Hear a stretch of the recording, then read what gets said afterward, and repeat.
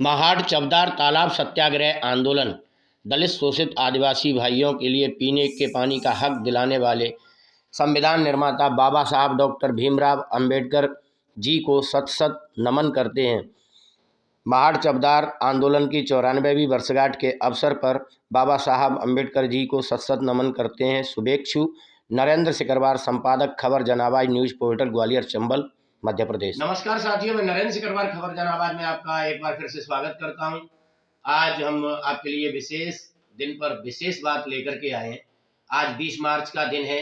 आज से 94 वर्ष पूर्व गुलाम भारत में जब देश अंग्रेजों का गुलाम था, तब सन 1927 में महाड़ में संविधान निर्माता बाबा साहब डॉक्टर भीमराव अंबेडकर जी ने दलित आदिवासी भाइयों के लिए, शोषित पीड़ित भाइयों के लिए, जो पीने के पानी का अधिकार नहीं था, छुआछूत की भावना के चलते, भेदभाव के चलते पीने के पानी तक पर हक नहीं था, वो पीने का पानी नहीं पी सकते थे, तो महाड़ में स्थित चवदार तालाब पर बाबा साहब अंबेडकर जी ने चवदार तालाब सत्याग्रह शुरू किया। उस समय उन्होंने कहा था कि मैं ये नहीं कह रहा कि इस तालाब का पानी पीने से हम स्वर्ग को जाएंगे, लेकिन हम ये बताना चाहते हैं कि इस पानी पर के पीने के पानी पर हमारा भी हक है। इस बात को लेकर बाबा साहब ने आंदोलन की शुरुआत की, सत्याग्रह की शुरुआत की। नतीजतन बाबा साहब का ये आंदोलन विजयश्री का वरण हुआ और हमारे दलित शोषित आदिवासी भाइयों को पीने के पानी का हक मिला। सन 1947 में हमारा देश आजाद भी हुआ। बाबा साहब ने संविधान की रचना की। बाबा साहब संविधान सभा के अध्यक्ष बने। बाबा साहब ने संविधान लिखा। उस संविधान में भारत की हर आवाम की, हर एक नागरिक को अधिकार दिए गए थे। समानता का अधिकार दिया गया, अभिव्यक्ति की स्वतंत्रता का अधिकार दिया गया, अपनी बात रखने का अधिकार दिया गया, आंदोलन का अधिकार दिया गया। ये तमाम सारे हक अधिकार बाबा साहब ने हमें संविधान में दिए। लेकिन आज क्या हो रहा है?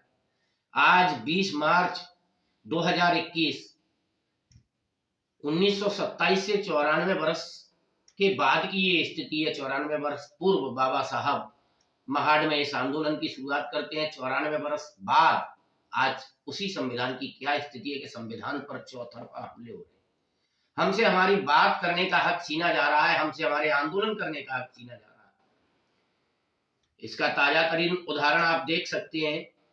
पिछले सितंबर महीने में लॉकडाउन के समय पर केंद्र सरकार कृषक बिल कानून लेकर के आई। 3 कानून, कॉन्ट्रैक्ट फार्मिंग, आवश्यक वस्तु अधिनियम, कृषि व्यापार मूल्य संवर्धन कानून लेकर के आई। उन कानूनों में जो खामियां थीं, पूर्णतः ये कानून किसान हितैषी नहीं थे। किसानों ने इसको लेकर आवाज उठाई। कुछ जनप्रतिनिधि जो जनता की बात रखना जानते थे, वामपंथी जनप्रतिनिधियों ने जब संसद के अंदर अपने बात रखने की कोशिश की, तो उनसे उनके बोलने का हक, अधिकार छीना गया। उन्हें निलंबन जैसी कार्यवाही से गुजरना पड़ा और संसद के इतिहास में भी वो काला दिन आया कि पहली बार संसद के इतिहास में सांसदों से बोलने तक का हक छीना गया। ये कब हो रहा है? ये तब हो रहा है जब आजाद भारत के 75 वर्ष बाद भी, कहने को हम आजाद हो गए, संविधान जैसी चीज बाबा साहब ने हमें दी, 75 वर्ष बाद भी ये तब घटित हो रहा है जब हम एक बड़े लोकतंत्र के रूप में हमारी पहचान थी। कहीं ना कहीं हम वो पहचान भी खोते जा रहे हैं। आज वर्तमान में विश्व के 88 देशों में लोकतांत्रिक व्यवस्था निर्धारित है। उन 88 देशों में भारत के लोकतंत्र को एक बड़ा लोकतंत्र माना जाता था। जैसा मैंने अपने पिछले लेख में, अपनी स्मारिका में 26 जनवरी को लिखा भी था कि कहीं गुम ना हो जाए लोकतंत्र, जिसकी अभी पिछले दिनों स्वीडिश इंस्टीट्यूट ने उस बात की पुष्टि भी कर दी कि अब भारत में लोकशाही नहीं, अब जो है हिटलरशाही सी प्रतीत होती है। भारत में दमनकारी स्थितियां आ गई हैं। लोकतंत्र भारत में धीरे धीरे खत्म होता जा रहा है। ये भी गहन चिंता का विषय है। किसान पिछले 107 दिन के करीब हो गए, किसान दिल्ली की 5 सीमा पर डटे हुए हैं। 300 से ज्यादा किसान इन कृषक कानूनों के खिलाफ आंदोलन में अपनी जान की आहुति दे देते हैं। इस देश में एक जब अभिनेता खत्म होता है, बड़ी हाय तौबा मस्ती है।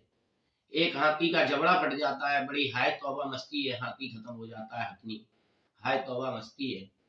लेकिन 300 किसानों की मौत पर रोने वाला, मौत पर संवेदना के आंसू बहाने वाला किसान मजदूर के अलावा कोई भी सरकारें नहीं है।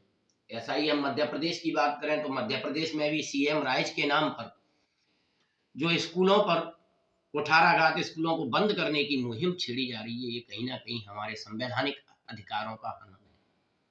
हमें और आपको ये समझना होगा कि जो संविधान बाबा साहब भीमराव अंबेडकर जी ने हमें दिया, उस संविधान के हम सच्चे मायने में हिफाजती, हमराती और अनुयायी बनना चाहते हैं, बाबा साहब के अनुयायी बनना चाहते हैं, नेताजी सुभाष चंद्र बोस के अनुयायी कहलाना चाहते हैं, तो हमें उन महान क्रांतिकारियों के विचारों से प्रेरणा लेते हुए उन पर चलने की आवश्यकता है। और आज 20 मार्च 1927 से 94 साल बाद 20 मार्च 2021 का दिन है, महान आंदोलन का दिन है। आज के दिन से हमें ये प्रेरणा लेनी चाहिए कि हमें किसानों के साथ, किसानों की आवाज को उठाने के लिए, चाहे हम छात्र वर्ग से हो, चाहे हम मध्यम वर्गीय हों, चाहे हम नौजवान वर्ग से हों, चाहे हम मजदूर हों, किसानों के साथ कंधे से कंधा मिलाकर किसानों की इस लड़ाई में भागीदार होना चाहिए। हमें बैंक कर्मचारियों की लड़ाई में भी हिस्सेदारी निभानी चाहिए। ये जो स्कूलों पर कुठाराघात होने वाले हैं, सीएम राइज, इसके बारे में भी मैं संक्षिप्त में आपको बताना चाहता हूँ। सीएम राइज के अंतर्गत मध्य प्रदेश में 15 किलोमीटर के दायरे में एक छत के नीचे एक स्कूल की मुहिम उन्होंने छेड़ी हुई है।